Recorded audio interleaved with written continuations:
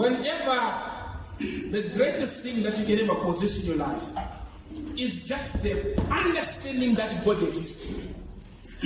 I'm telling you, as long as you know that God exists, you are covered. Amen. Hallelujah. Amen. Hallelujah. So today I'm going to be sharing a message that I said from Logos to Rema. Hallelujah. I'm going to explain there's not ever. Because we know the Bible, there no shanda saying, no shanda saying. Hallelujah. So what I'm married on the Simba. Simba part 2 years ago dinner. Hallelujah. All those things I'm going to explain them, and I'm going to teach you the power of the word of God. Hallelujah. Amen. What did you know when the Logos chi, you know the Rema chi? Say Jesus wakati munahara mini chimba chiti. Hallelujah. Wangwana nzoshaka vesi ro kamti kontengero rofu. Nongozoona chiti munahara mini chimba chiti. Tunati wakunyimwa nevesi. Hallelujah. Amen. But what was he saying when he was saying that man does not live on bread alone? Hallelujah. Amen. What is the context behind all these things? Hallelujah. Amen. Allow me to explain this. When we say Logos, Logos is the word of God, but it's the documented word of God. Hallelujah. Amen. This Bible is Logos. It's recorded, but it is the word of God. It is a function, hallelujah, amen, in your life. So it's called Logos, this one. Even professors can search this. Drunkards can read this. Hallelujah. Amen. Witches can read this. Evil men, rapists can read this. And they can quote a scripture from Logos. Hallelujah. Amen. There is this other story that I was listening to. So kuti muna akatika kuti ngisanya yacha ndifunga kuti asakashokwa na Simba. Andinozianga ni Tilda akaenda kumajeri kwao unobvunza mudawa. Saka ibvunza munhu kuti anzi munhu yakamira zvakajoinwa satanism.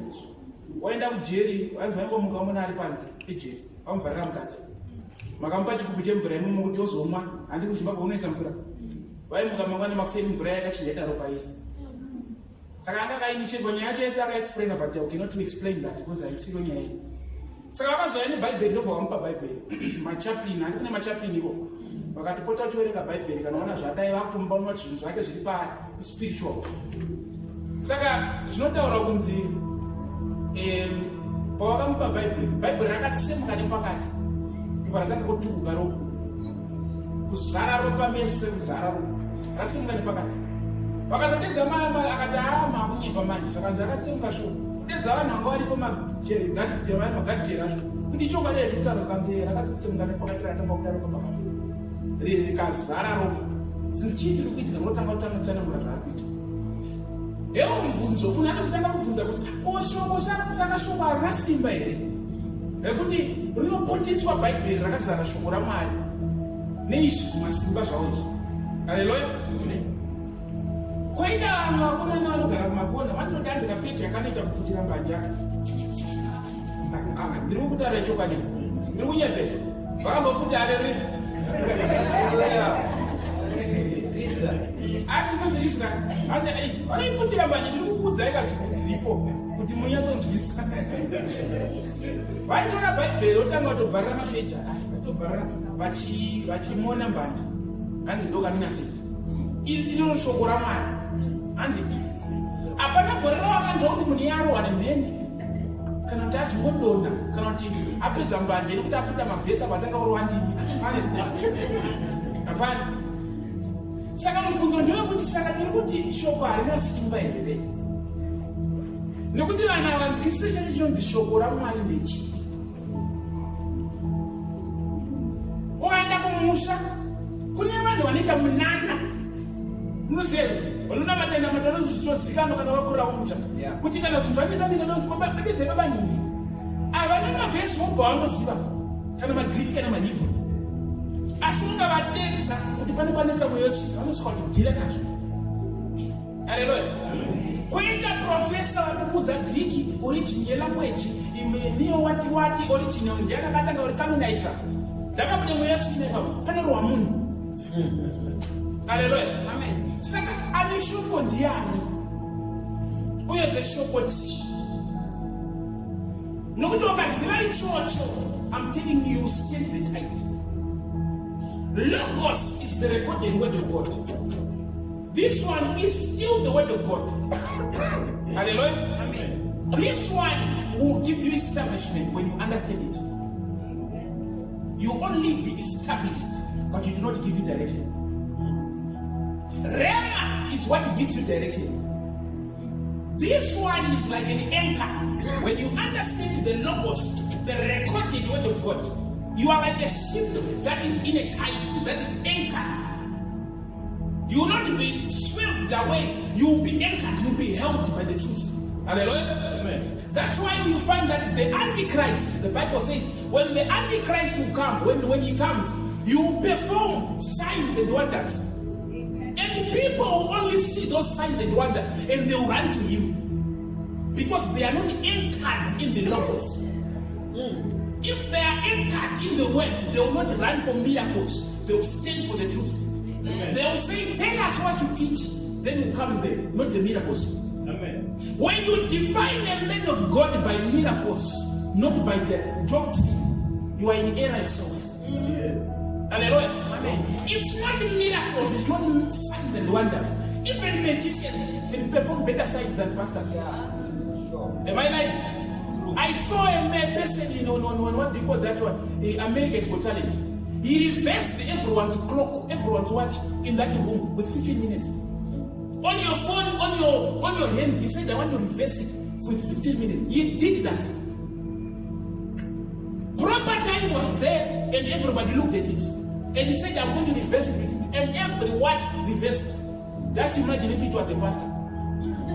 Or if that was the magician who just came to church and said, I want to do a miracle. I want to reverse. I'm telling you, you will not leave church. You will say, this one is the new one. Yeah. But at the end of the day, it's signs and wonders. You are being wondered. What did you benefit? Logos, the word, the recorded word of God. In the beginning was the word. In the beginning was the Logos. It was this that was at the beginning. Logos, the establishment, the universe. Union is one. Verse means the paragraph. Logos. The uni. This is creation of what God spoke. Hallelujah. Amen. So this Logos will just bring you establishment, will anchor you, but it will not give you direction. Most of you are looking for direction. Okay,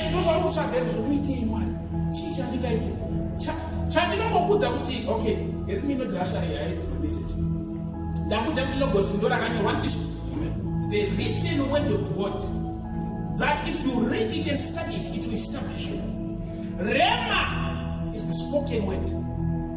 Man does not live on bread alone, but by every word that proceedeth from the mouth of God. Not the recorded, no, the word that proceedeth. Hallelujah. When you are praying to God, what you are looking for is not money. That's where your error is. Yeah. Well, Lord, bless me with money. No, you are looking for a rema. What do I do?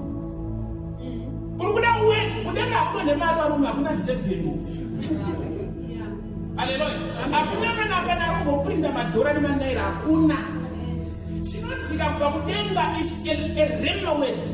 What you want to do in that minute when you're in trouble. What I chocho chauna matira chaukushira not vadetika. Saka chamurukutsanga is what? Rema. The rema word, the spoken word of God. Hallelujah. Amen. Kana kuti wara izvozvo. Chaurukutsanga ati munhu ari kurwara. Audzwe kuti you are going to become a millionaire akabata mugumba chichana. Andona kuti mamiliyoni agomira ngezvei. Enda ngokora mbijana ndozofarira hangu mamiliyoni mberi. Reason ane word raari kuda nguva iyoyo. Andinizvere? Amen. Raari kundotsvaga, raari kuziva kuti aiwa zvino zindazvimire. Pane zvino ndakabatwa ndiri patight. Fana kupora. Tandizo. Saka raari kuda kuti rimukereke mhenyu mukati umu. Ndeyekuti by his stripes I was what? Ndo raari kuda kuti rive rema. The word of the season. Rive manifest. Rema word manifest. Unokwanisa kuda kutoriziva Bible rese. Asi kana Mwari vakuda kuti word irori manifest. Riche zvinhu muupenyu hwako. Unotonzwa same verse raunoziva. But iroro, when you implement it, things will begin to happen. Because it's rema. Word of the moment, the word it manifests. The logos, when it manifests at the right time, it becomes rema. Rakanyorwa, rakafemerwa, nguva iyoyo, rakamanifesta muupenyu hwako. Ndo rema iroro. Saka kuti namata, usanamata kuti pamoto kuti apoita kuti muupenyu hwako kuti ungone munhu achikugogodza padoko. Ndikaona umaingana. Wanzi hapo alipo muno. Tamundiziye zvenyasina ngoya kuzopaimba nemota ndikamuda here. Aramba wakashinga. Zvinoita.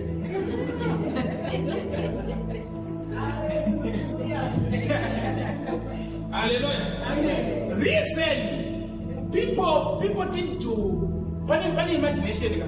Kwani no hallucination. Amusia. Pane ane wanzotara kuti akomana anza epita panje. Mumwe achitambudzana panje. Otambotaura zvawanenge waadhakwa. Kuti ndandishiri shamwari. Kuti waita sei? Ndandida kubururuka so ndandida kulanzo so. Mumwe atotobva atajera pamutatu rezo. Zvaka ukangosuruwa nereke isati vaenda. Hallelujah. Hapana ototanga kunidza kuti matorowana. Reason imwe hallucination kungofungawo. Andi ndozvakuna nevanhu vanogona kungofungawo kuti Mwari anofanira kuita izvozvo. Haana kana basis nazvo asati kufunga kuti sezvo ari Mwari. Vanongoti kuti imba yako iyi, imba dzako idzi. Zvako zvaita ndabva pano ndakwenda kune munhu. Hallelujah. Amen. What will it profit a man to gain the whole world and lose his own soul? God wants you to be established in his word. Understand him, love him. Hallelujah. Kana wawanzwisisa zvimwe zvese zviri munyika zvinouya pauri.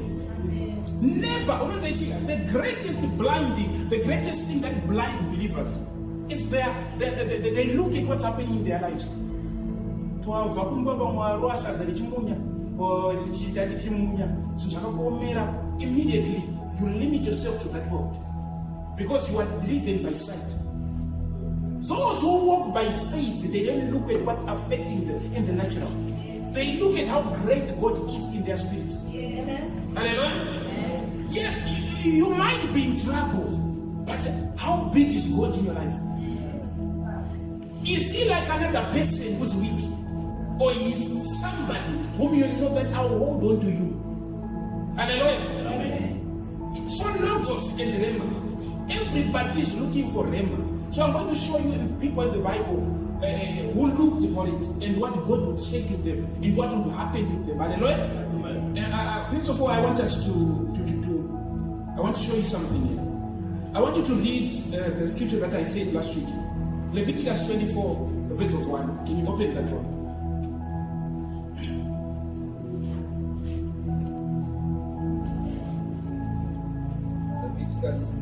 Leviticus 24 verses of 1. Leviticus 24 verses of 1.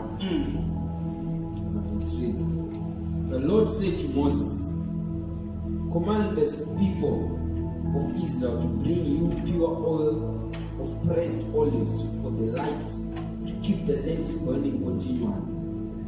This is the lampstand that stands in the tabernacle, in front of the inner curtain that shields the ark of the covenant. Aaron must keep the lamps burning in the Lord's presence all night. This is a permanent law for you, and it must be observed from generation to generation. Aaron and the priest must tend the lamps on the pure gold lampstand continually in the Lord's presence. You must bake 12 flat loaves of bread from choice flour, using 4 quarts of flour for each loaf. Place the bread before the Lord on the pure gold table, and arrange the loaves in 2 stacks, with 6 loaves in each stack. Put some pure frankincense, near each stake to serve as representatives offering, a special gift presented to the Lord. Every Sabbath day, this bread must be laid out before the Lord as a gift from the Israelites. It is It's alright. Oil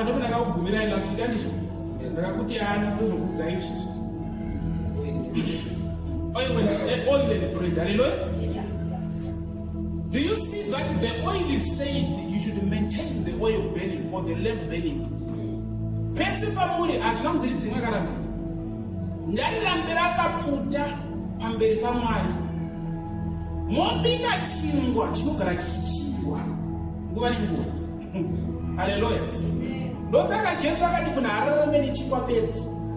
Asararama neshoko rinobuda mumuromo. Wash. Hallelujah. Matthew chapter 4 verse 4 inoti. Matthew chapter 4 verse 4.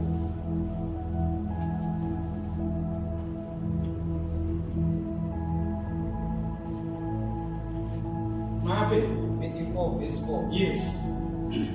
But Jesus told him, no, the scripture says, people do not live by bread alone. People do not live by bread alone. Continue. But by every word that comes from the mouth of God. But by every word that comes from the mouth of God. Chinomuraramisa ani chingwa chete. Chingwa irishokwe. Chingwa. Andi muruzwe. Asina kundariraramisa iri. Rinoraramisa asa urarame neiro ribedzi. Man does not live on bread alone, but by every word.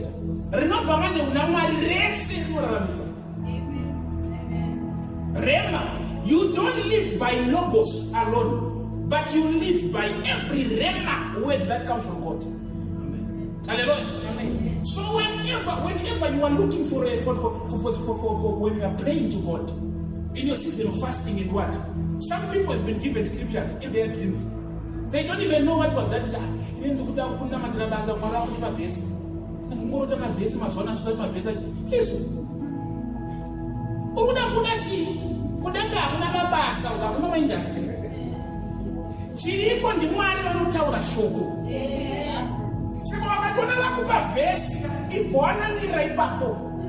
I'm telling you, let me tell you something.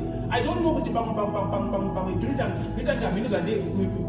me tell you my personal experience. At one point in time, I was praying financial breakthrough because we wanted to establish something. They don't for a takeaway. We needed money for rental. We are short. I started praying for it. Praying, I need this money because this is happening. I was praying for it, and you know what? I saw something go up. The former big. The flashes. One year, the former big and the application for the big. I became troubled. You understand? And they were another form. The other form go open. But I don't know what any form you and to go now, Rawi form. But I don't know that if you want me to apply for a bank loan, then let someone confirm it. That was me. But I never church. My friend is sitting over Garaba, but I paid that moment of it state of prayer. I paid that Garabas and it's need them to go into a prayer. Pastor, I see profit.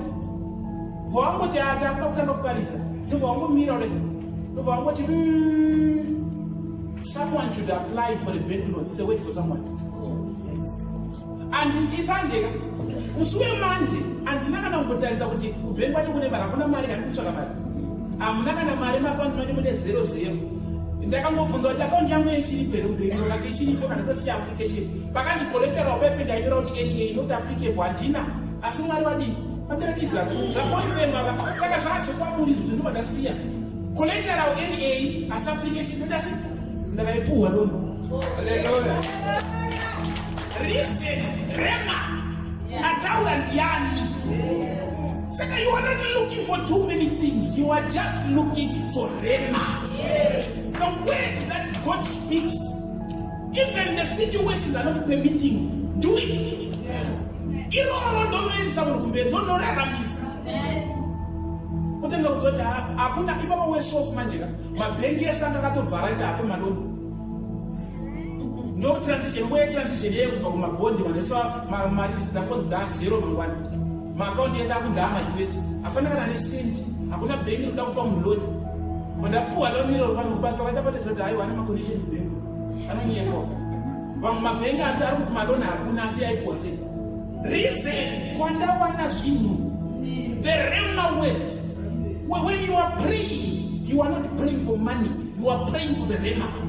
When you think that you need direction, mupenyu. Wakashaya direction ugara uchisungaira kutora mavhesa. Andiri kukudzai. Katite beji ngatiburitse kana 200 rand. Chinotsvaga vanhu vakaungana murodhi tashaya mavhese. Kutokuudza vhesi neparini. Asi anenge arimo achitenderera mustreet. Listen, logos will not make you, or will not bring life upon you. Rema is what you live on. A child of God lives on Rema. Hallelujah. Amen. So I want you to open this scripture. Open Exodus chapter 16, verse 11.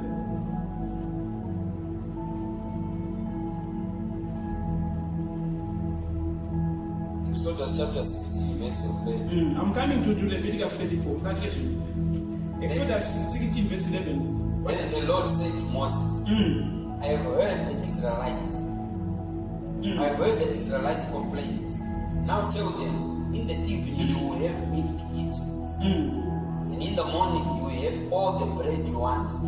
Then you will know that I am the Lord your God. That evening vast numbers of quail flew in and covered the camp. And the next morning, the area around the camp was wet with the dew. When the dew evaporated, a flaky substance as fine as frost blanketed the ground. The Israelites were puzzled when they saw it. What is it? They asked each other. They had no idea what it was. And Moses told them, it is the food the Lord has given you to eat. These are the Lord's instructions. Each household should gather as much as it needs. Pick up 2 quarts for each person in your tent. So the people of Israel did as they were told. Some gathered a lot, some only a little. But when they measured it out, everyone had just enough. Those who gathered a lot had nothing left over. Those who gathered only a little had enough. Each family had just what it needed. Then Moses told them, do not keep any of it until morning. But some of them didn't listen and kept some of it until morning. But by then, it was full of maggots and it had a terrible smell. Moses was very angry. Hallelujah. What is that about this here? Vakanzi vanhu vakatanga kukomplaina kuna Mwari. Mwari alifamba navo ari gore masikati akavavharira kuti amburera. Vanhu eri pillow fire. Vari kuona Mwari zuva nezuva vari kufamba naye. Vanhu ndokutanga kukomplaina kuti dai wasiya tiri kuIjipita tidye nemapoto ataidya egariki nenyama kutanga kutaura mambo dzavaidya vachimhanyiswa nevaridzi vacho. Vapedza kudaro Mwari akati hazvinetse ndichaunza nyama. Ndaunza nyama ndichaunza chingwa kuseri. Mana. Kuti what is it? Mana zvinongoreva kuti what is it? Kuti chingwa ichi. Zvavakangoita kuti chii ndo zvinoreva kuti mana. Saka wejere kuti mana inongoreva kuti what is it? Ndovhuama kamasini ukati kwezvi ndozvipizvi. Vaona mana kai. Ndokutora mana. Moses ndokuvapa kuti aiwa iyi mana ikai amutora inokwanirana. Andi muri kunzwa? Ndove wakapinda manje pfungwa dzemunhu ipapo. Akati zvekukwanirana ndife nenzara. Zvinonzi vakatuta hobho. Nevakati vamwe vakatora shoma. Asi pakunoera vakangoona vane zvakafanana. Haleluya. Vakatuta vakanzi no munotuta mana yenguva iyoyo. Ati ndizvo. Mangwana musachengeke neya mangwana. Vamwe vakati unokudhaidzwa iwe. Zvauya zvega zvemahara. Ipaposika ndokututa kuzadza masadza emana kudai. Ndokuisamba. Mangwana vakamuka muchinhuhwa mune dzakaita honye dzese. Haleluya. Jesu ndokuzoya panyika. Ndokubva adedzera kuti ndini mana yamakadya. zvikutaurira kuti shoko rakakuraramisa nhasi arikuraramise mangwana. Kana ukitaura nezvajesu, ndiye the word in manifest. The Rema, the Logos, in the beginning was the Word. The Word was with God, and the Word was God. Hallelujah. Amen. And the Word became flesh and dwelt amongst men. Logos, ra manifesta, ra Rema. Akuvaudza kuti ramaidyariya shoko rakakuraramisira kwega. Ramainza mudye remangwana, munodya renguva iyoyo. Ane Lord's Prayer. Ane Lord's Prayer. Matthew chapter 6, verse 13. From 1, start from 9. Matthew 6, chapter 9, verse 13. But I want to just pray, Magaita or pray, Margaret. I'm going to be Piringisha and asking you for Piringisha. I am Mudeka. Because I form 6 in I am going to pray. Matthew chapter 9. Yeah, not it. Matthew chapter 9. 6. Matthew chapter 6, verse 9 to 13. Matthew chapter 6, verse 9 to 13. Yes. Pray like this. Our Father in heaven, may your name be kept holy. May your kingdom come soon. May your will be done on earth as it is in heaven. Give us today the food we need. Give us today our daily what? Daily. You need the Rema daily. Wakaona wakuziva ndobijesa kuti sanbreva. Ari kuti kana muna mate munokumbira the Rema word ndonokupa direction mupenyu. Daily bread. Kwete kuti unotuta chingwa chamari wezuro. Oda kuchita chanhasi chinoora. Saka Jesu akuvavhairira akavati ndini mani amakadya mugwenga. Pano kaita kumashira kuti akuti mani akati kana muda kurarama munodya nyama yangu akati achiti ngaivhara. Kana nda kudya wani muno mune kumwari kana wani ngativhare chechi yacho. Asi havana kunzwisisa the point that he was saying. He was saying that I am the living word. The living word proceeded from the mouth of God. If he speaks today, if he speaks tomorrow, that will sustain you forever. Akati ndini mana yamaira minzwa kuti amuchengete anasu makaichengete akanguya mangwana inoora shoko rakakuraramisa nhasi totaura kuti machechi akatanga akanaka maheresegeke reason mukuru akangoudzwa Rema word yenguva iyoyo akabvaita doctrine yechurch forever. Andiri kukuudza chokwadi enda kunonzi kusalvation yangu mukuru akabvunza kuti ndiri kugwenga ndoita sei kuti vanhu vabhabhatidzwe. Saka ndina Mwari hapana mvura tora jira umise vanhu vapinde nepazasi nanhasi vanobhabhatidza vakadaro. Andiri kunyepe vanotobata jira ukosura nepasi pemureza. Reason it was the Rema of that moment. But airaramise isu tanguva iyo yakatoitika nguva iyo yakafunda. Hallelujah. Amen. Ndo zvinoita kuti unoti machechi aexpire. Chawapuwa naMwari watopuwa naMwari but wambobvunza here kuti was it not the daily bread of that time? Were you not supposed to pray for the bread of the moment? Man does not live on bread alone, but by every word that proceeded. Meaning to say, Mwari vakataura makanyura pasi, makarara makamuka mangwani makusini, rato logos. Recorded, but it's still the word of God. But vakataura makaita musuru yoyo iRema. Yes. Church is the Rema word. When you disconnect yourself and stay with the logos, ili munoriparidza usvika mama mudandevhiri. Mugonyita sei vamwe vabo bedza avo kutora maversion ese. But at the end of the day, what makes a person to live, what gives a person direction is Rema. What do I do? This one I have it in my spirit. It's my anchor. This. Everyone.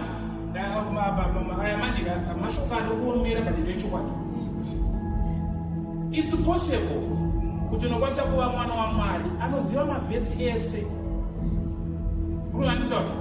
Anoda mavhesi agomataura ese agoita sei. Asi muupenyu hwako wakasitika zvisingaiti. Pasina kana chiri kufamba zvokuti vanhu varekedzera kuti wakaita nharo dzebhaibheri vachifundira inini. Ndiye anoziva mavhesi aya.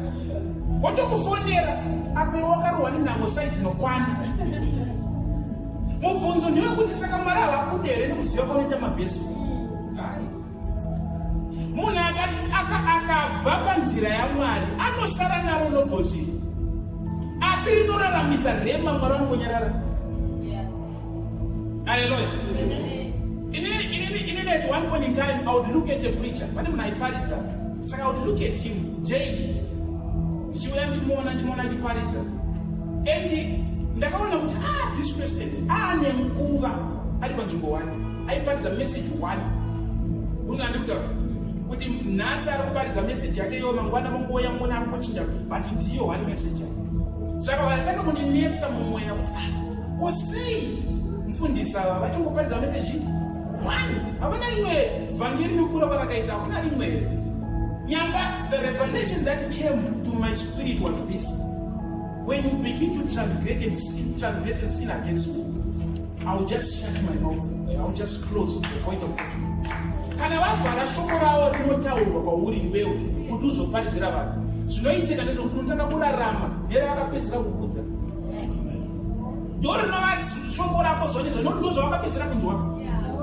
Saka kuti umuvhe uende pane imwe level yekuziva the other deeper truths of God hakusina, nekuti vanyarara Mwari. Hallelujah. Vura John chapter 5 verse 39. Vura John chapter 5 verse 39.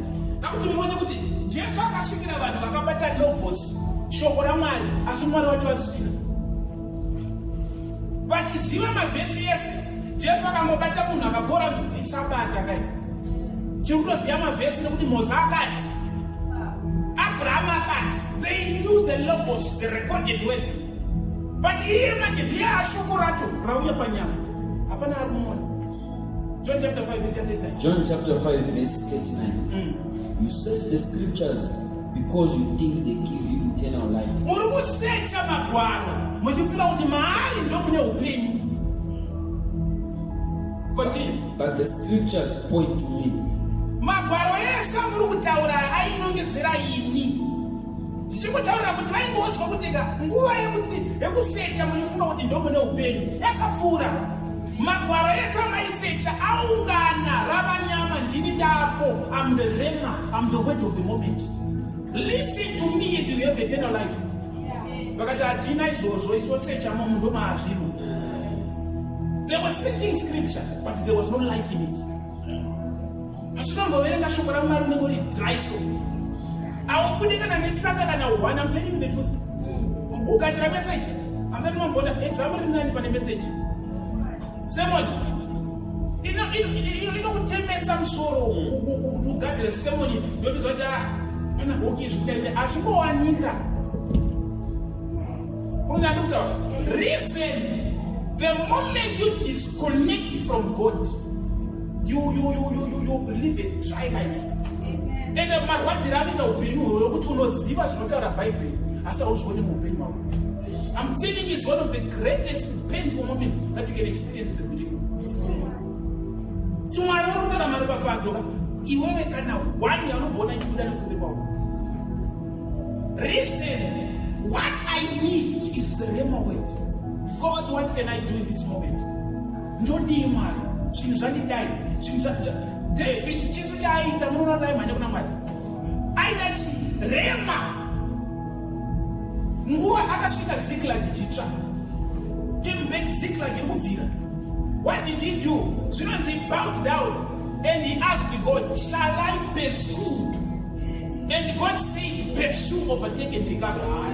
Ndakazombotarisa kuti ndine masoja mangana asara vakanete kana kuti chii? Kana rarema zvinoita.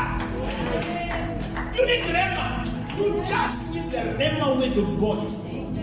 The Rema word gives you direction. It's the word that gives you where to go, what to do, how to handle your situation. If it's God who has spoken, then it will happen. Amen. Hallelujah. Can anybody need my Rema word? You just need Rema. I'm telling you the truth. A child of God is not driven by sight. The moment your eye becomes your yardstick of your faith, I'm telling you, you suffer the consequences. Kuti wakatarisa seunoti panapa zvinhu maomera zvakaita ndopabudera neziso autongobuda zveshuwa But the moment, do you know what Israel is going to tell me? I can't go to the weapons. As never to marry the water. Can I not tell that? What can I do? I'm fooling. Never for sure, never beat. When I'm talking about my shoot, my multi-million, with thousands of armies, they had no weapons at all, but they won the battle.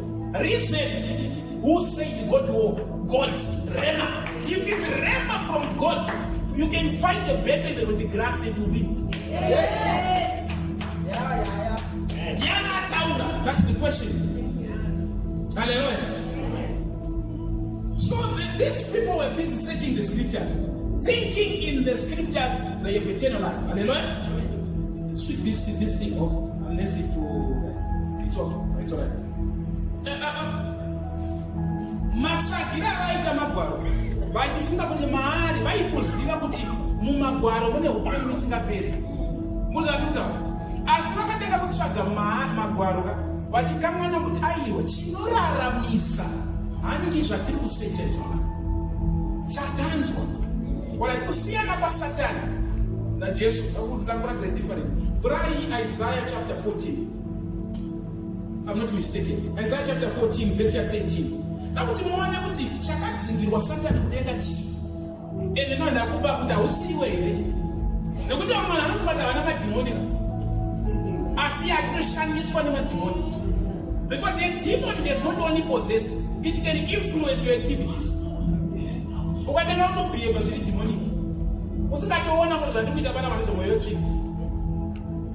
Listen, verenga iri kuti Isaiah chapter 14 verse 18. For you say to yourself, I will ascend to heaven and set my throne above God's stars. Satani ari kunzwa akazviti iwewe mumwoyo mako ndichaenda kudenga. Look at the word I. The devil is independent. I will ascend and set my throne in heaven. Ndiye ari kuzvikudza. Ari kuti ini ndichasimuka pani ndonoisa chigaro changu kudenga. Continue. We don't have one I because he's independent. I will preside on the mountain of the gods.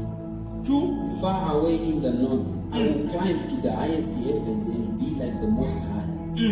Instead, you will be brought down to the place of the dead, down to its lowest depth. And I will ascend. That is it. I will ascend. I will do this. I will do this. Dear Satan. He is independent. I don't know what depending on God. I don't tell us how to eat it. Says on no zita. Put it down. I need to know bad. I got over fans. I was on this college. She's no farm by the snap with the rest also. I. Murimu same category. So I get the so I join at part of the single.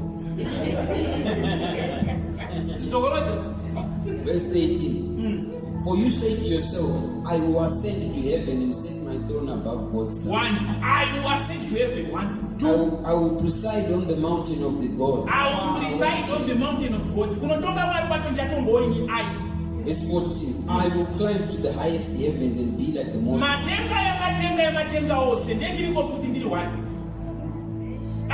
Do you see this? The devil is independent. The devil is independent. He's not dependent.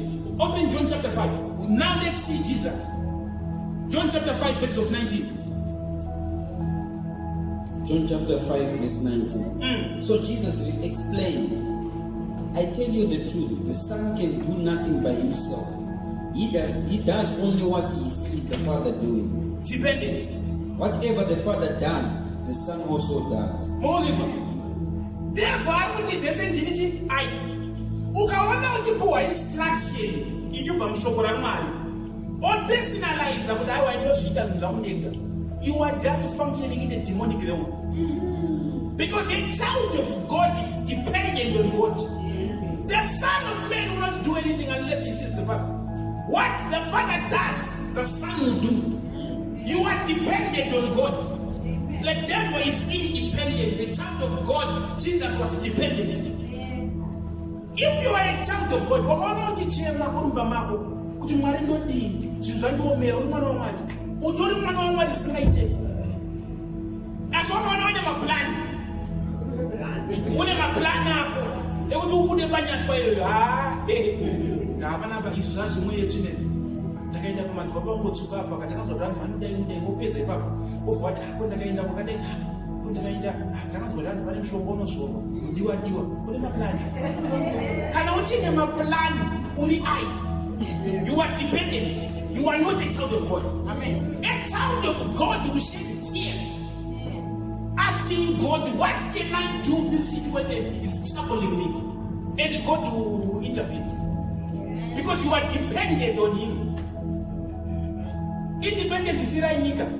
When I'm independent, that dependent. You depend on God in everything. David says, "Only Mambo, I cried out unto the Lord, and the Lord did this. I cried out, Mambo,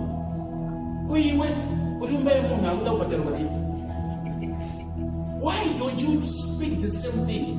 When situations are troubling you, do you kneel down to cry to God and say, God, this dream, how can I come out of this?" David aite raudanzi. Pira yangu isaramsodi. Chutara danga tone ngoye kuchema. Pesa ndakachema wana waliponuza kumana baba wangu urira miro. Mnguru eso. Asaite zemwe ndikatoto wandaka. Musodzi yake ndochema. Pira yangu ndoda nemsodzi. Chari kuchemera, ari kuzira kuti kuchemera mwani. There's a reason why it's crying. It's dependent on God. Hallelujah. Satan anongoita zvese ndizvavo. I will do it. I will do this. My plan is sign yekuti uchine solution yako. Not one way one. Some trust in chariots, some trust in horses, but our trust is in who? Then you are dependent on Him. Hallelujah. So that aura then becomes what? You do rema. Hallelujah. I want you to this one. I love good one. I want to open Vurai chapter Deuteronomy chapter 29. Deuteronomy chapter 29 verse 19. Tovura tosvikapedza enda pana 30 verse yawada kuti muone mindset ina Mwari kune munhu ari dependent on Him. Ndoanoti unovaziva asi unodependa pane zvinhu zvako une simba rako. Deuteronomy chapter 29 verse 19. Those who hear the warnings of this curse should not congratulate themselves, thinking I am safe, even though I am following the desires of my own stubborn heart. This would lead to utter ruin. Verse 20. The Lord will never pardon such people. Instead, His anger and jealousy will burn against them. All the curses written in this book will come down on them, and the Lord will erase their names from under heaven. Verse 21. The Lord will separate them from all the tribes of Israel, to pour out on them all the curses of the covenant recorded in this book of instruction. Then the generations to come, both your own descendants and the foreigners who come from distant land, will see the devastation of the land and the diseases the Lord inflicts on it. They will exclaim, the whole land is devastated by sulfur and salt. It is a wasteland with nothing planted and nothing growing, not even a blade of grass. It is like the cities of Sodom and Gomorrah, Admah and Zeboim, which the Lord destroyed in His instant anger. Verse 24. And all the surrounding nations will ask, why has the Lord done this to this land? Why was He so angry? And the answer will be, this happened because the people of the land abandoned the covenant that the Lord, the God of their ancestors, made with them when He brought them out of the land of Egypt. Instead, they turned away to serve and worship gods they had not known before, gods that were not from the Lord. That is why the Lord's anger is burned against this land, bringing down on it every curse recorded in this book. Hallelujah. Amen. Vaburiswa naMwari kusembese kuIjipita vaitwa zvinhu zvese zvakanaka minana vaiona zvese vararama. Vasvika nguva yekuti vakuudzwa kunzi wakaona watadza kuteerera shoko rangu randakapa varanda vangu. Haleluya. Iri rakanyorwa ravakanyorerwa naMozi, vakatonzi naMozi muranda wangu. Makaona matadza kuteerera zviri mushoko iri rachi. Mune maropafadzo adinizo ndo mune Kenani kaine uchine mukaka umu. Ndo the destination of what you want to achieve. Asi zviri kuti makaona matadza kuteerera zvakanyorwa zvatakawirirana. A blessing without a condition is deceptive.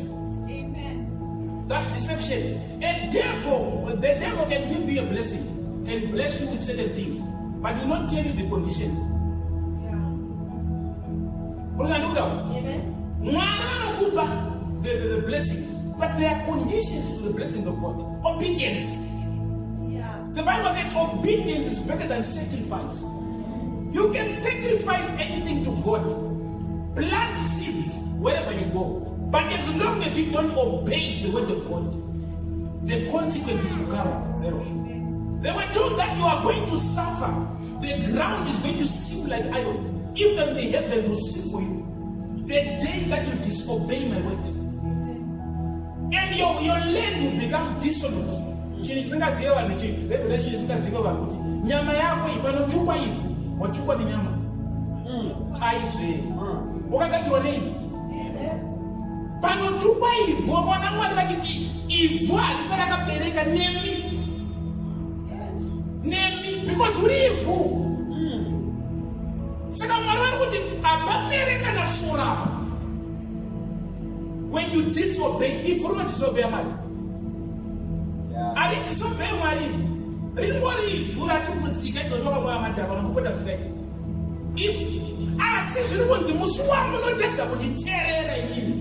I'm telling you about America and Sora. Meaning you say the greatest thing that you have to do is to obey the words of God. Obedience. Amen. Hallelujah. Disobedience. No powerful man, no matter which power, unless it's the demonic power. Power and young talk back some comfort. If the situation, if you disobey the voice, the word of God, the logos, and you don't listen to what God is saying in that season, which is the rhema. If you are in trouble, no one will save you from that trouble. Often akati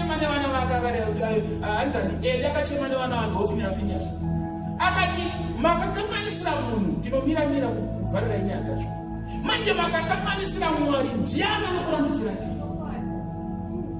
aiziva kuti vakaona vapesana namwari hakusina mumwe anopindira hakuna.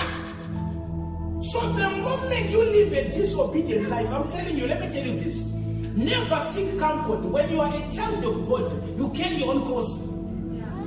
Can I get to carry your own cross? There are certain behaviors that you can no longer do. Certain ways of life that you can no longer live. Certain words that you can no longer speak. Because you are carrying a cross. You are crucifying the flesh for the sake of the Spirit of God to be made manifest upon you. Amen. The fruit of God will begin to manifest. Hakuna mtu unobara fruit akawanda kana kuti mchero yakawanda usina kupuruma. The people hate pruning, but they want fruit. Hallelujah. So these people were told by God, that day that you disobey, the land is cursed. Some people are knowledgeable of the word of God. They know how to quote scripture. But at the end of the day, nothing happens in their life. Reason, they no longer connect to the source of the Rhema, God himself. What is God saying in your time? What is God saying in your season? What is God saying in your family? What could he man? Amira pastor. What could the Marandi? And you want to know what my prophet I marry? Cherucha Bananachi. Rhema. Why can man even back and walk at 20,000 about 30 minutes? Munana Badar, Muzaki, and I put them the big money. Kuna zaki kwa poto ndakafaro Mariam kuti vakaita sei vakandiudza zvisina kuitika audzwa weti waida weti rakaburisira 20,000. Reason you are looking for Rhema arishande kana makapesana naye andiuda kuti kudenga even rakaburuka kuna emesosi yemunhu. As long as there is no relationship between you and God, the word will not work.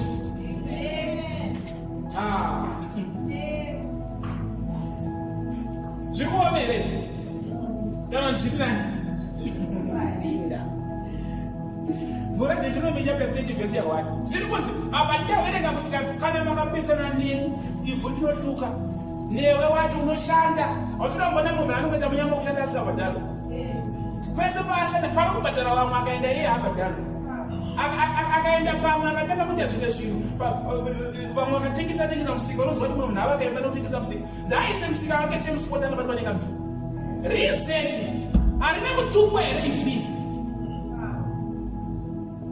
kosi izvi kurambira iwe vamwe vati zvimwe tivaitira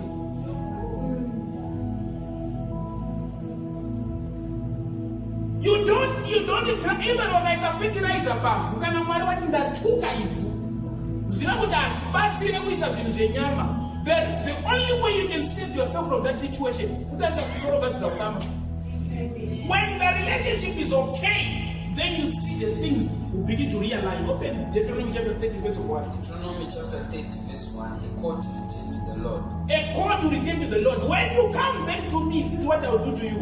In the future, when you experience all these blessings and curses I have listed for you, and when you are living among the nations to which the Lord your God has exiled you, take to heart all these instructions. If at that time you and your children return to the Lord your God, and if you obey with all your heart and all your soul all the commands I have given you today, then the Lord your God will restore your fortunes. You will have mercy on you and gather you back from all the nations where he has scattered you. Verse 4. Even though you are banished to the ends of the earth, the Lord your God will gather you from there and bring you back again. The Lord your God will return you to the land that belonged to your ancestors, and you will possess that land again. Then he will make you even more prosperous and numerous than your ancestors. The Lord your God will change your heart and the hearts of all your descendants, so that you will love him with all your heart and so you may live. The Lord your God will inflict all these curses on your enemies and on those who hate and persecute you. Then you will again obey the Lord and keep all his commands that I am giving you today. The Lord your God will then make you successful in everything you do. He will give you many children and numerous livestock, and he will cause your fields to produce abundant harvest. For the Lord will again delight in being good to you as he was to your ancestors. Hallelujah. And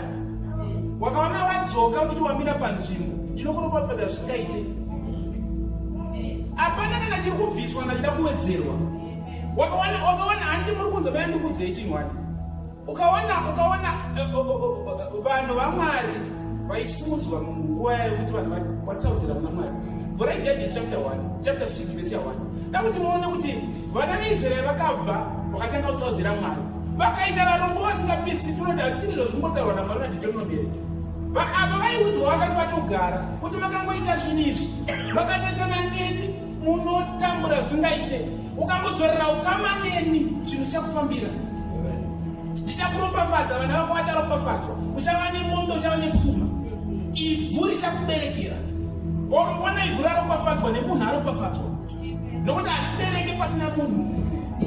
Haleluya. Apa manje uchiona manje pavanongoti vakanganisira mwari vainetsana singaite one zvaitika paanochema kuna mwari nakuti unotove kunzani. Judges chapter 6 verse 1. The Israelites did evil in the Lord's sight. So the Lord handed them over to the Midianites for 7 years. The Midianites were so cruel that the Israelites made hiding places for themselves in the mountains, caves, and strongholds. Whenever the Israelites planted their crops, marauders from Midian, Amalek, and the people of the east would attack Israel, camping in the land and destroying crops as far away as Gaza. They left the Israelites with nothing to eat, taking all the sheep, goats, cattle, and donkeys. These enemy hordes, coming with their livestock and tents, were as thick as locusts. They arrived on droves of camels, too numerous to count, and they stayed until the land was stripped bare. So Israel was reduced to starvation. starvation by the Midianites. Then the Israelites cried out to the Lord for help. When they cried out to the Lord because of Midian, the Lord sent a prophet to the Israelites. He said, why prophet? What does the prophet do? He speaks the word of God in that season. Rema. Those who go down nama yako ikuti nikugara pasinga intero kuti vakagara makomoka mumapako unoziva kuti nama Israeli inokudiripisa brain mafungiro chaiwo kusvika pekuti unoenda comfortable neplastic kuti unoita ngokuda zvinhu zvemusoro kuti unoza mapindira kuti mvura pakona pandi kugara ndikatora ziplastic ndikaisunga nematombo ndikaita kuvhara kuseri hazvinobuda inamo unova comfortable munhamo kusvika wakuita plan urimo ndozvakati mupedzera zvakuita vanhu vaigara mumapako kusvika vakutsvaira mapako kuti mai mwanaka kana vavinga kuyatesa chidombo chaiko hazvedu zvinofamba nhamo yevanhubvisa kusvika palevhu yekuona bako semba hakusi kutuka ndikutaura zvinhu shoko. Hallelujah. So sometimes you never think that wakambowandirwa nezvishoma kuwandirwa nezvishoma kuti munhu anenge ari comfortable ngodidzira kuti anoini ndakangona kamba kangu ndakavaka kamba kangu kumusha but mubvunzo ndeyekuti is that the measure of success that you can think of? Munhu anonamata Mwari usiku wedenga nenyika sekunyadzise listen, kana Mwari vauya muupenyu hwako, even your heart and your mind becomes wider. You begin to see the world in a different view. Kwete kuti munhu anoita prayer yako ine kutsvaga plastic kuvhara mvura mubako nedishi rokugama mvura pakona ndakaona madishi angu matatu Mwari zvinhu zvangu zvinenge zvaita ndokovhara mvura yogama ndipona ndirasa ndozvakaita varume vakarohwa nenhamo kusvika vakuita level yekuti poverty vanga vakuona kunge ndo chaizvo. Ana Gideon vaisera apa munodzvanywa mazambiringa ndo manga akukwira witi ine wine press munonzi wine press ndo manga akuswera imomo achiningirikira achikuya witi ari nekuti mazambiringa hapasina nekuti vabva pana Mwari gore ravakapfugama vakatanga kuchema kuti Mwari zvinhu zvedu zvanyanya zvinoti Mwari akatumira muprofita ko muprofita ndiye anosolva situation yenyika reason anonzwa zvandiri kuda kutaura nguva yevaudza rema. Man does not live on bread alone, but by every word that proceeds from the mouth of God. Meaning there is need for a mouthpiece that speaks the word of God all the time. Amen. Saka chauri kuda irema. Logos, this word has to be rema in your life. When it becomes rema, I'm telling you, every situation and every head you jump from. You overcome every obstacle as long as the word of God has become rema. Hallelujah. So we're going to vakasukutirwa muprofita kuti ataure and vakabuda comfortable vadzokera futi. I've met so many people who come to church. Over this time, you are going to see me in the that's the family. You go on up Daiwa. Those are what you want way. Those are what you want way. But you know where the Ganas are going to step forward with nose and Zamus and Minas of a day. That's not who pay my testimony of the idea. What you want me to come here with that? What is many as well as the undeniable? What you want? One one I mean, I get one. You are never to and I don't want to I know Marican writer, but I know no matter spending the middle of my hands on the head. Oh, I would never eat out some way, man. I didn't put that away also. Because the point is, when God has done something to you, you should stand up and tell people do something. You understand? So people have been healed, people have received the breakthrough, so many. But at the end of the day, listen to their promise. Listen to what they then do. If God will do this to me, and then I've got a friend of mine whom we used to preach together in the street. Degreed young man, very educated. I asked Africa, anyhow, fighter age. No matter what a big reading. If I don't know Mataka, me, what better, and as I impact the statesman against it. I know the one, and then I know the one, but I don't know about my music online. I my best friend of mine. But I got akachema ari pamubhedha akasora panapa ndakufa. Akataura Mwari kuti Mwari makandisungudza panapa usevhi. Akafa. And then when he died, he then had an encounter.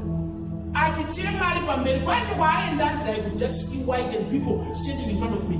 Akichema kuti mshua ndidzorerei panyika. I'm telling you what he testifies in the scripture. Ndidzorerei panyika Mwari handikutadzirei futi. Ndinomira panzvimbo, I will save you the rest of my life. Akachema akamuka. Vanhu vatombokonfirma kuti munhu afa akamuka. Achimuka kubva ipapo anga asina edzi. Asina edzi izvozvo zvikatanga kuda mukombidza kuti ndatoita basa roti unoziva basa rangu. He made a vow. And he tried to keep that vow. He's one person who ndakada kufunga kuti because ministry ndakasiya ndakatanga as a business. I would think of him. When you look at him, he said, my brother, I cried to God. Kuti vandidzorere panyika. Because of what I was doing, what if I was destined for hell? But I cried, and akachema zvokuti zvakati mudzorerei.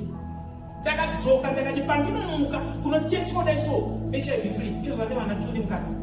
But arege kuparidza mustreet. Trying to convince him kuti ndatimboita izvi. Anoramba. He will tell you no. Men of God, I don't do that. I made a vow before God when I cried before him. I said that I will preach the child will save a man the rest of my life. So I will preach in the streets. I will preach whenever I get the opportunity. That's what he does. Honor. How many words have you said in the house of God?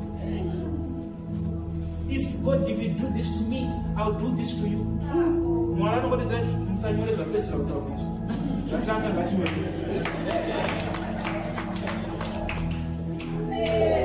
Nobody maguma akakuriswa kuti ndakatibaba kuti ndiwaitaura ichi. Ngoti dzada musi wacho handizvo zvanga zvandibata.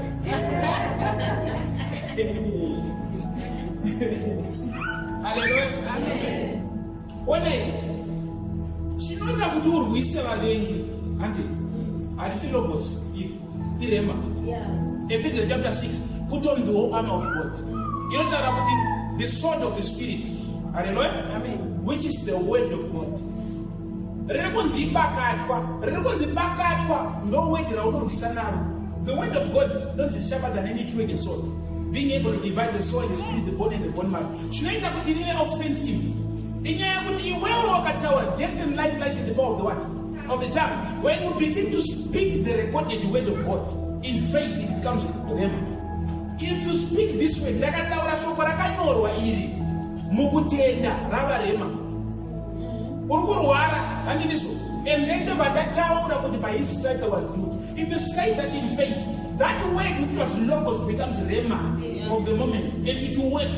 In other words, you are fighting against the enemy. So shoko rinorwisa munhu hani ndakangonyorwa ishoko riri kushandiswa mukutenda. That is the offensive word that you begin to wow at the enemy, or you begin to use against the enemy. Ndo rema iro. Wanitenda wanitaura omira kudiritike. Because now you are fighting the enemy. Hallelujah. So sometimes when situations are not okay, what is the scripture saying about you? When you find a scripture that is in line with your situation, you begin to speak the word of God. Hallelujah. Ndakuverengesa Leviticus chapter 24 verse 1. Iri kuti ndapava nemafuta nechingwa chinochinjwa zuva nezvizvo pauso hwaMwari zvabva kuvanhu. Me to say chiri kudiwa naMwari kubva pauri in his presence is the anointing of God forever. Irambe ichipenya iri pauri. Chinodzima kupenya pauri chiri zviri kuita zvinhu zvokutsaudzira zvinonyangadza Mwari. Zvinodzima the glory and the glow of God upon your life. Let it be pure. Let the oil be always in my presence. The anointing that God has given upon you. Anointed people of God, mercifully anointed. Anointing simply means spirit upon you.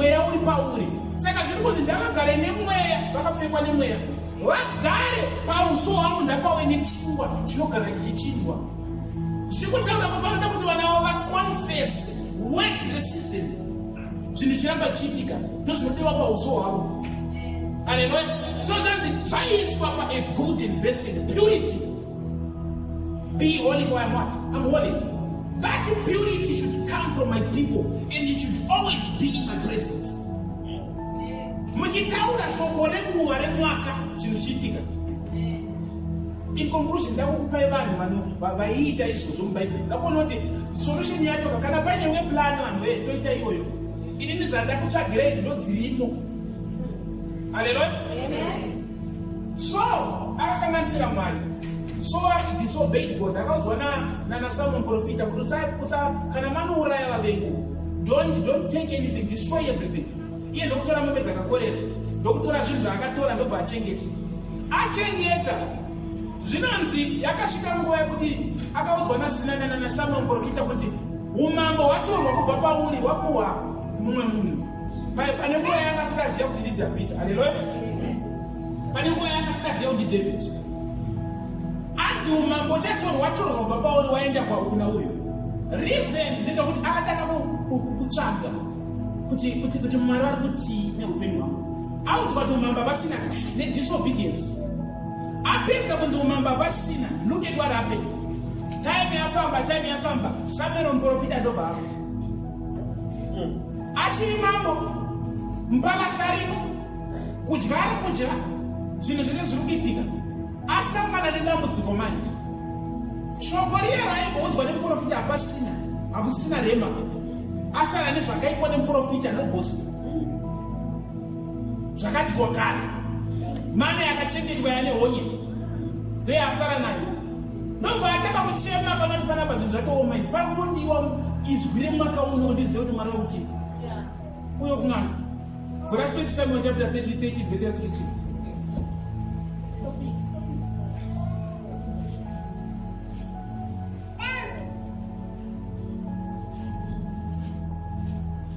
First Samuel chapter 13 verse 16. Saul and Jonathan and the troops with them were staying at Gibeah in the land of Benjamin.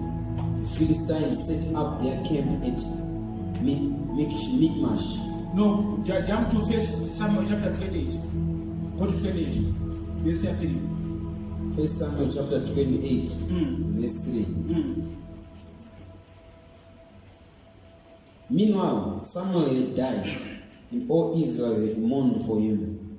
He was buried in Ramah, his hometown. And Saul had banned from the land of Israel all mediums and those who consulted the spirits of the dead. The Philistines set up their camp at Shunem, and Saul gathered all the army of Israel and camped at Gilboa. When Saul saw that vast Philistine army, he became frantic with fear. He asked the Lord what he should do, but the Lord refused to answer him, either by dreams or by sacred lots or by the prophets. Saul then said to his advisors, "Find a woman who is a medium, so I can go and ask her what to do."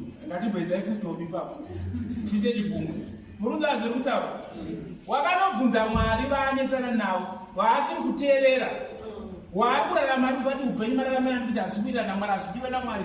Hakuna asingazive zvandiri kuita izvi, hazvidiwa naMwari. Ungazoda hako kubvunza vanhu kuti mufunga kuti zvandiri kuita zvinotambudzika, unenge watoziva kare. Ungoda kuzongotsvaga confirmation. Ari kuziva kuti ini naMwari hatisi kuonana, ndobva adzokera ikoko. Akuvabvunza kuti saka vavengi zvavaungana musi waunosangana nesituation yakaoma ndomusi waunowatsvaka ende havaoneki. Potenga kuti aMwari hautonamunza munhu andanga ndikutsvaga Mwari. Apa kurova ndimi zvandogara ichitaura. Ndimi ndedzaMwari asi ari kutsvaga Mwari wacho. Saka ndomuti Mwari wakabvisa ndimi idzodzo pauri haugoni kudzitaura. Asi the fact that uri kudzitaura unoziva kuti ndine muridzi asi ndakadzipuwa. Muridzi wacho anenge achitoti ndine mweya waMwari uri pandiri asi unoziva kuti ndiri kutsvaga Mwari. Reason chawakumutsvagira nguva iyoyo pamwe pese manga muri mese. Saka muri kuona kuti murume uyu akaita izvozvo akatanga kutsvaga Mwari. Aitoziva kuti Mwari vanonongwa kupi. Aiziva kuti Mwari vaimbotaura nekuhope. Mwari vanotaura neUrim and Thummim. Ndakambodzidzisa zveUrim and Thummim zvematombo. Iyoyo and then obva ataura kuti nevamwe vanhu vese. Zvinonzi Mwari vakabva varamba vakanyarara. Chaari kutsvaga haasi kutsvaga ami, haasi kutsvaga mari, anazvo. Ari kutsvaga rema. Word of the moment, what do I do in my situation? That word, when you transgress against God, don't know Zima. Don't pipe inovharwa iyo ndo inovharwa musanyepero zvenyu. Iyo Evheni wakaenda kunotsvaga muprofita upi akakuudza kuti Mwari vari kuti Evheni wakazviita kana yakavharwa kwauri paipi hazvibude. Inogadziriswa neukama kuna Mwari. That fellowship. Ndobva adai vanoti hapana basi kushanda. Apa angangambodzinga n'anga dzese. Pamuswa atendeuka akati n'anga dzisindadzipisiro dzimba ngativharirwe. Vanhu vese ndavadzingwe. Nhamo yaro akati hakuna imwe n'anga here padhuze kungotaurira. Kuti achienda kun'anga kwakweya hezvo neusiku. Achienda masikati. Wakatienda wakatopfeka madhweni kunge mukadzi. Topika mvunga akatopfeka masitireto kungaita ngemukadzi. Kupinda mumba men'anga. N'anga ndokutozobvunza verengai kamwe ndiri kunyemba akaenda akavhara kutozvivhara-vhara kuzi aizikanwa nyaya yekupisa n'anga. Hezvo Mwari wavhara paipi yekudzwa shoko. Akaona kuti kaunodiwa shoko rekuti ndodii ndiende kun'anga. Verse 7. So then said to his advisors, find a woman who is a medium, so I can go and ask her what to do. His advisors replied, there is a medium at Endor. Mapesa chakaito dziyanga kudhara. Vandidhani. Vaniti akuziya nhamba dzengangere. Ukazi haana kutombozwa chotsvaga. Akangoti amuna tsvaga inanga kamuna zvawo mazvikazi ati pane yatiri kuziya mudhara.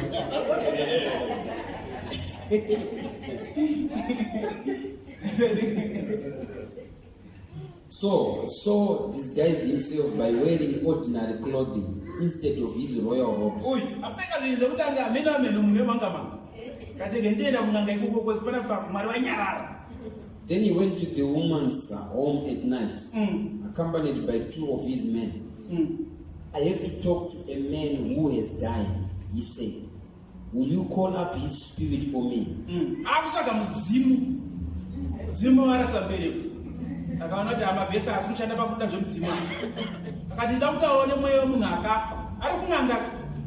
N'anga yakatopindura yakati zvamuda kundibvisa kai. Sauro akati ndibvisa ndinouraiwa. Apa ji. N'anga yakatotaura kuti zviri kuitika ndino Sauro haasi kutida panapa. Tikangobatwa chete tichindira ndekutara nevakafa ndichikudzai information. Ndinouraiwa. Saka dzaiwa mira mudzwedza ereke. Are you trying to get me killed? The woman demanded. You know that Saul has outlawed all the mediums and all who consult the spirits of the dead. Why are you setting a trap for me? But Saul took an oath in the name of the Lord and promised, as surely as the Lord lives, nothing bad will happen to you for doing this. Finally, the woman said, well, whose spirit do you want me to call upon?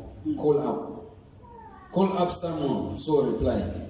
When the woman saw someone, she screamed, you have deceived me, you are Saul. Don't be afraid, the king told her. What do you see? I see a god coming up out of the earth, she said. What does he look like? Saul asked. He is an old man wrapped in a robe, she replied. Saul realized it was someone, and he fell to the ground before him. Why have you disturbed me by calling me back? Someone asked. Someone asked Saul. Because I am in deep trouble, Saul replied. The Philistines are at war with me, and God has left me and won't reply by prophets or dreams. So I have called for you to tell me what to do. But Samuel replied, why ask me, since the Lord has left you and he has become your enemy? The Lord has done just as he said he would. He has torn the kingdom from you and given it to your rival, David. The Lord has done this to you today because you refused to carry out his fierce anger against the Amalekites. Hallelujah. Ana kumbozwa shoko nyowani akauzwa musuwa afa Saul shoko rakapedzera kutarwa na Samuel muprofita asati afa. Logosi yakare kare yo ndo yakangozwa kuti mwana uri kuziva kuti Mwari makaburana kare. Nditori mupenyu makaburana kare. Saka ini ndokumitaure chii? Umamba pasina baba. Hallelujah. Zvikutaura kuti uri kuona kuti chaari kutsvaga ndimambo uyu. Ari kutsvaga izwi renguva, shoko renguva. What can I do, God? Ndozvaitsvaga. Masoja ariko akutomata kudedzera kuti panapa mahwana anotanga. Mafirisi atinomauraya ari kuziva kuti hakuna kunorwiwa kuna Mwari vasina kutaura. Ngatitonzwai kuti vari kuti toenda here kana kuti tomira. Ndokubva audzwa kuti Mwari vakanyarara havasitombotara newe. I'm telling you, never allow the voice of God to be taken away from you. David aichema, do not take your Holy Spirit away from me. Chaari kuchema kuudzwa nemweya mutsvene. Kuti ndimi akasika taura ndimi David. Asaifemerwa achiudzwa nemweya mutsvene. Achipuwa mapisaremu achinyora nokuti zvakafemerwa kaizvo. Ndoti musi waatadza haana kuchemera mari, haana kuchemera, akati musatore mweya wenyu pandiri. Psalm 21 atora mukadzi wemunhu, do not take your Holy Spirit away from me. Nokuti ari kuziva kuti chinondiraramisa kutaura kwaMwari. Haleluya. Vari kutaurira kana kuti wakavharisa paipi.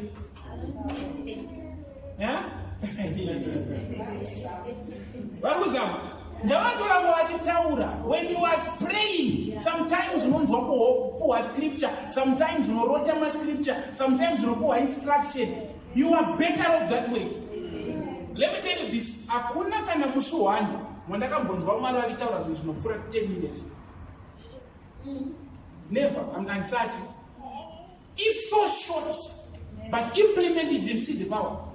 Avamotaura ngano dzese. Saka David pamwe Jesu aipotedzera kuti Lazarus come forth kutopedza prayer.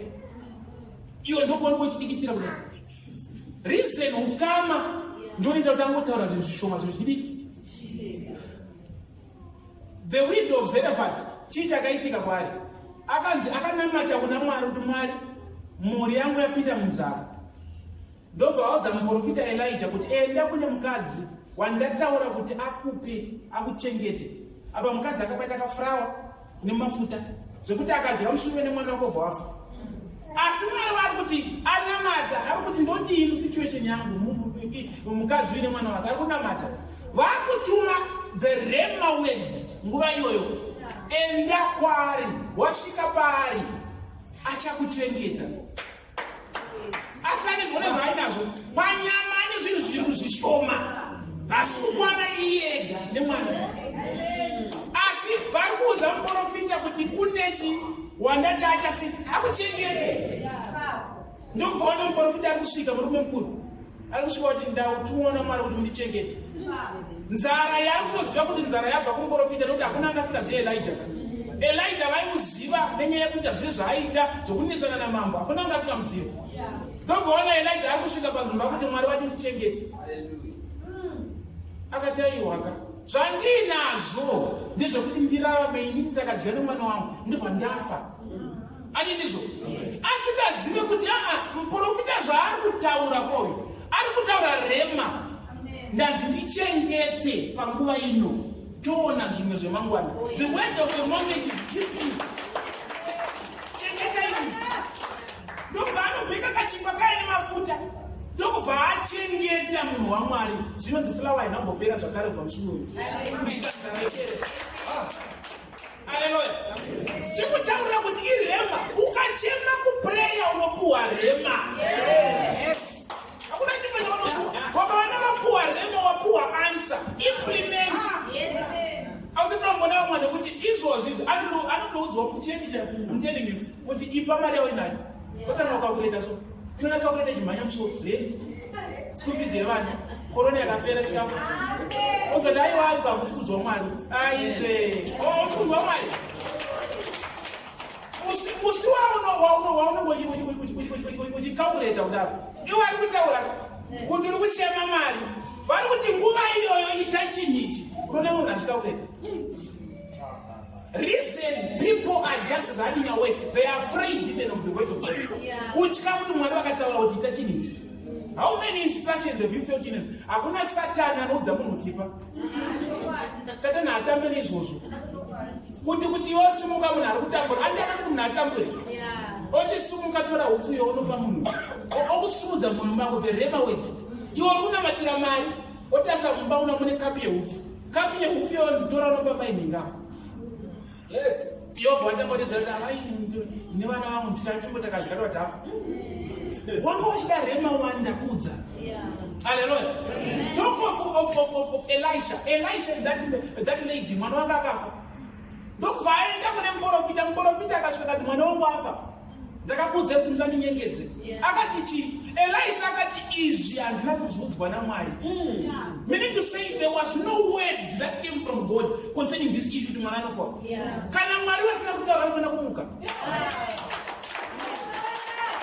Hallelujah. Second, don't take any person that is in the Bible. Every time the children of Israel would do sin against God, cry to God, a servant will be sent with the rhema, word of the moment. Deborah is about the rhema. Prophetess telling the people what to do in the time. Hallelujah. Amen. You don't need money, you need rhema. You need to obey the voice of God. Amen. I feel pity for Chinwani. Let me tell you something. My greatest disappointment is I try to duplicate myself in you. If I don't see a reflection, a portion of me in you, do what was made. Secondly, did you tell and did you think we would have garage in party?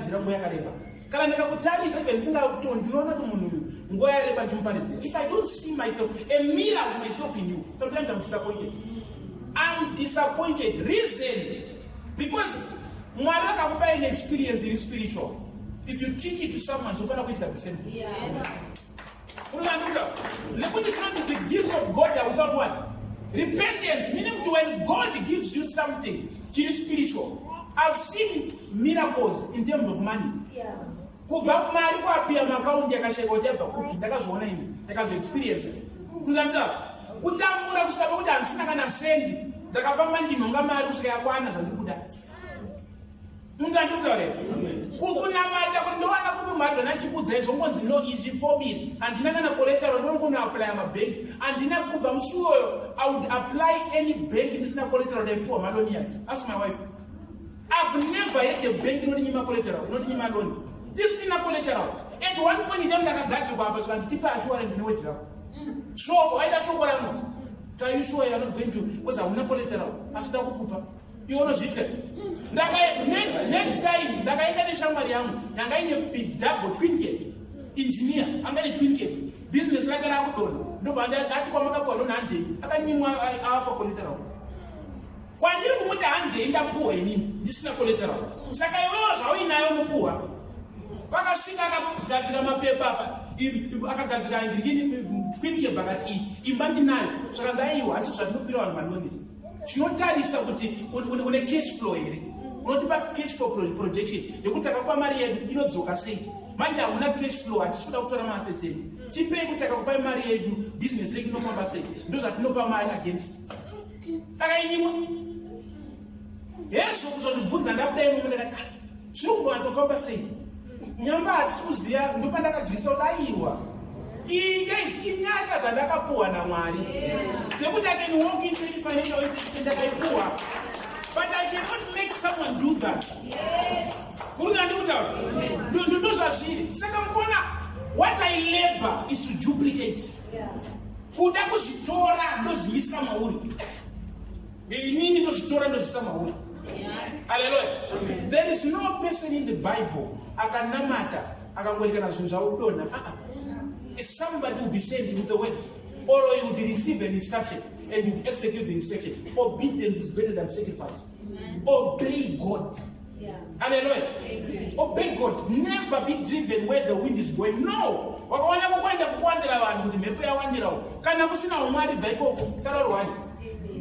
Hallelujah. You can stand up on your feet.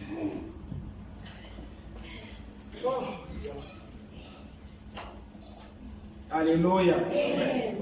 Don't we get it? Wakaverenga Matthew chapter 8 zvinonzi murume uya akasangana Jesu akamuti chii? Akati mwana wangu arwara, muranda wangu arwara. Akati handi ndinomunamatira. Jesu akati handi ndomunamatira. Iye akati aiwa, I am a man under authority. To whom I say go, he what? He goes. To whom I say come, he comes. Iye ari kuti ndiri pasi authority, meaning I obey somebody. So now when I'm speaking to you, I know what obedience is. Kwandinoshanda vanhu vandinoti endai uko vanoenda, kwandoti dzoka vanodzoka. Saka ini taurai shoko. Jesu anoti hakuna kutenda kwakapfuura apa muIsraeri yese. Reason, he knew that the man was looking for the spoken word. The highest dimension of faith is when you are seeking the spoken word of God. No, but no good enough faith. Papa, but never for. Look at how I'm going to Ana kanga sikatotenda asi Jesu akati hakuna kutenda kunopfuura apa.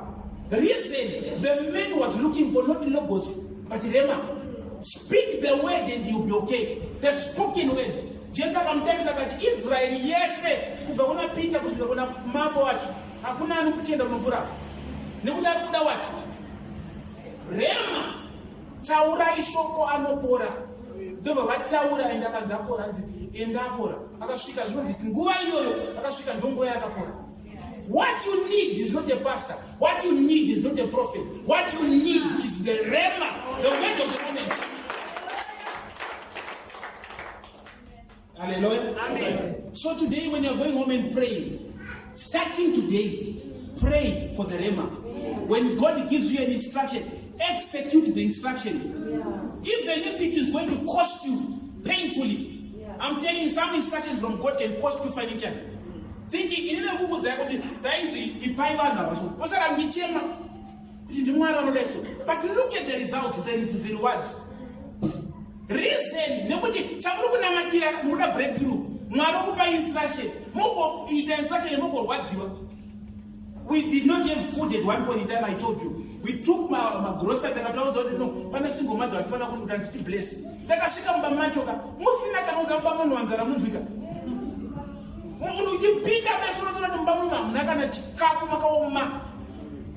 But the no, my Babutika, Chufara bless.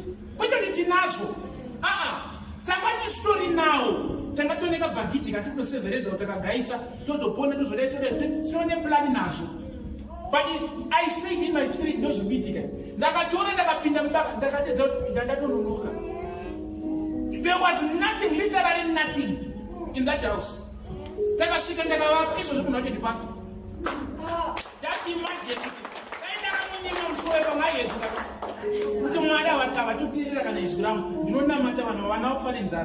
But just imagine how I boosted the faith, the level of faith. Some of you, I'm telling you right now, spiritual, you have instructions that God has told you, and you are sitting on them. Yeah. There is no one who will help you except if you execute the instruction of God. Yeah. Hallelujah. Amen. Religion, the language of religion is sacrifice. Not only financially, but even your time, even your resources, even the way that you behave. When you speak that language, the heavens will respond. Never think that there will be a greater anointing. Everyone is anointed with the same measure. What differs is grace. I might lay hands on you and you think that is not anointed enough. Go to the next preacher, you do the same. But your life will remain the same. How many changes have you gone through? So many. Then why are not things not changing? The reason what you are dodging is in your spirit. God speaks to every man equally. Instructions are all in your spirit and in your heart. What do you do with the instruction? You fear the consequences of the natural and you disobey God. And the ground is cursed and nothing is progressing. The day that you obey the instruction, you see success will become immeasurable in your life. You will be blessed to the level that you bless others. You will be a blessing in your generation, a blessing in your family. Whatever you touch will begin to prosper. Hallelujah.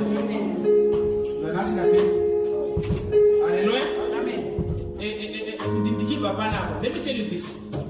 How many of you Let me tell you this. It's not the responsibility of the pastor to take care of the church.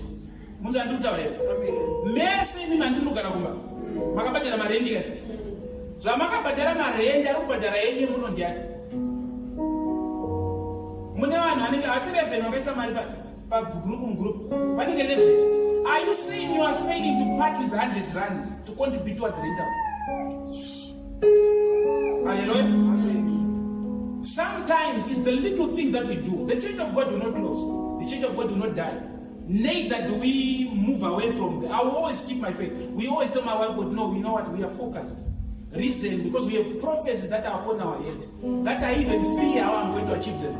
But I know that God will make it because much of it has come to pass. So if those are upon my head, what I do is I might be with you for a season, but allow me to deposit things that will give you life forever. Don't neglect the house of God and you think that you take care of your personal life and think these things will be okay. Kuti unozichengeta iwewe kuzviprotecta zvese zvamwari watipasa wakazozvonera, and you pray to the same God for breakthrough. Hallelujah. Be responsible, be obedient. The instruction that I'm telling you, you know what is in your heart. You know what whether you love God, whether you don't. The greatest expression of love is when you part with the resources. Us ladies will tell you better.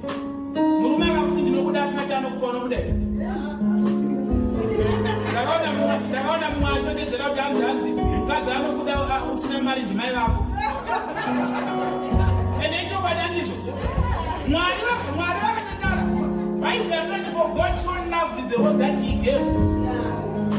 Be a giver wherever you are. You understand what I'm saying? Take care of the house of God. My duty is to take care of your spirit. Your duty is to take care of the house of God. Hallelujah. If you work together, it's never about numbers. It's about those who are willing and do God will do great exploits. Hallelujah.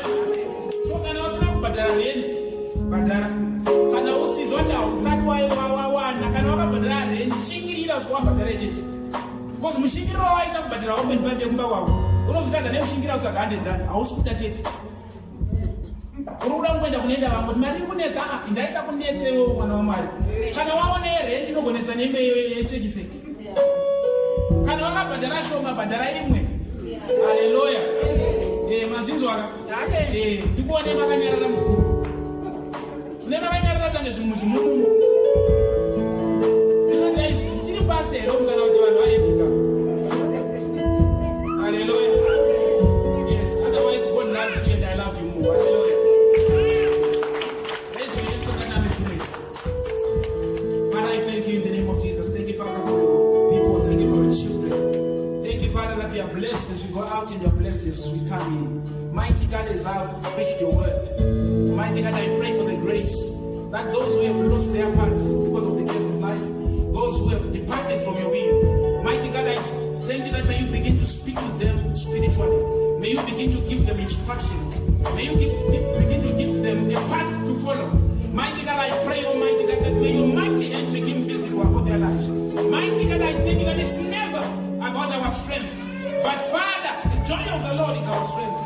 Mighty God, I know, King of Kings, that if we obey and stay under your feet, mighty God, you do great exploits in us. Mighty God, I pray for your mercy, pray for your mighty hand, pray for open doors. I pray for the success of those who obey the sound word of the moment in Jesus' name. I pray.